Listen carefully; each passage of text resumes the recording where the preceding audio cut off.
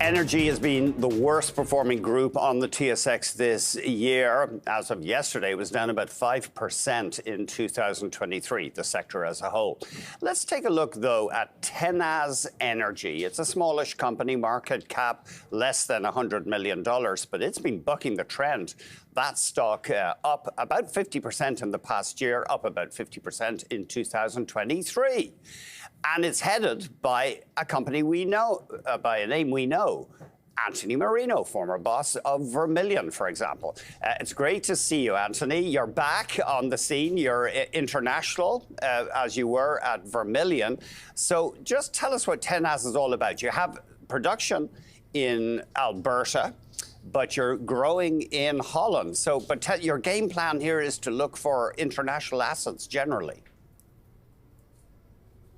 It is, Andrew. And first of all, let me say it's very nice to talk to you again, and thank you for having me on your show.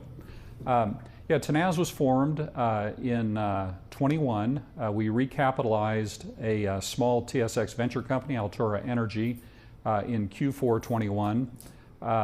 With that recapitalization, we got a nice Alberta semi-conventional oil development project that we have continued to grow, and we tried to make some technical improvements in that one along the way. The main objective of the company is to make international acquisitions, and we felt this public market vehicle, which is now called Tenaz, symbol TNZ, moved up to the TSX Big Board, could benefit in a couple of ways from making these international deals. We think there's better value at entry, less competition than you'd find in North America. And then once you have the assets, a big second advantage is that typically you can make greater improvements in the development and operation of those fields that you get overseas. So that is what we set out to do as Tenaz, and now, as you mentioned, we have made a couple of Netherlands offshore acquisitions as the beginning of the international assets.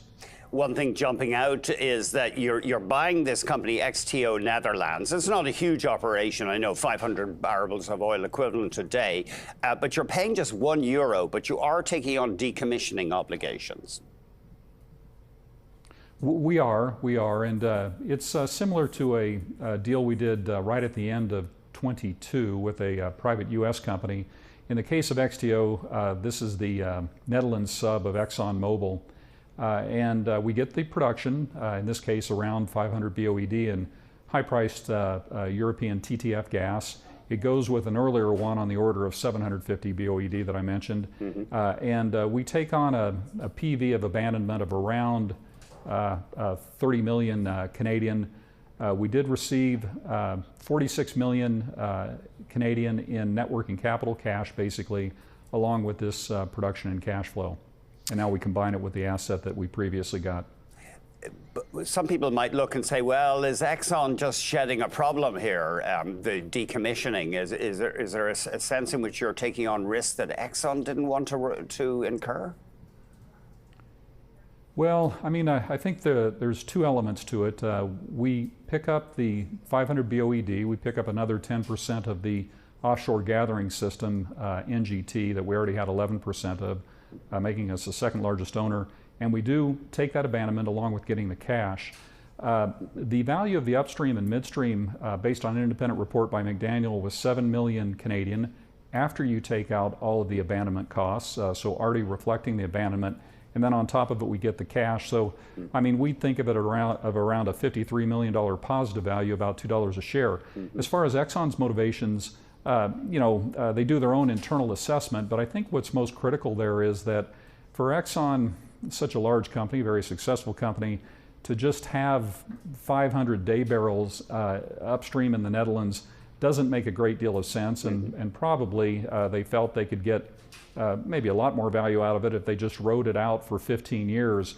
But I don't think that is really a great value proposition for a company the size of Exxon. It would be 1/10,000th of their production, and I assume that is a major motivation for them in making this deal. Right. Why take up management time, et cetera, on something that's, as you say, so significant, insignificant for them? And then tell us, what's your plan, Anthony? You're willing to go into the Middle East? You're willing to go into Europe? Or that's your focus with fresh assets that you're going to acquire? Yeah, we identified really a geographic tiering with the top priority being Europe, which we have a great deal of experience in, and we think represents very good value. We like the very developed markets and the stability of the political systems there. A secondary focus is what we call MENA, Middle East, North Africa, where we think there's a lot of potential, and certain jurisdictions I think are suitable for investment. And then a tertiary interest in the Americas. We have the Canadian operation. We have optionality for Canada, although it's not our main focus for further acquisitions, a little more competitive here. And typically the existing operations are more efficient, so there's not as much opportunity for improvement. But that tertiary interest in the Americas would really primarily be for Latin America. So it goes Europe, MENA, and then Latin America. And we think it's a pretty big funnel in which to put projects to evaluate, but that's how we think we could find the best value. We've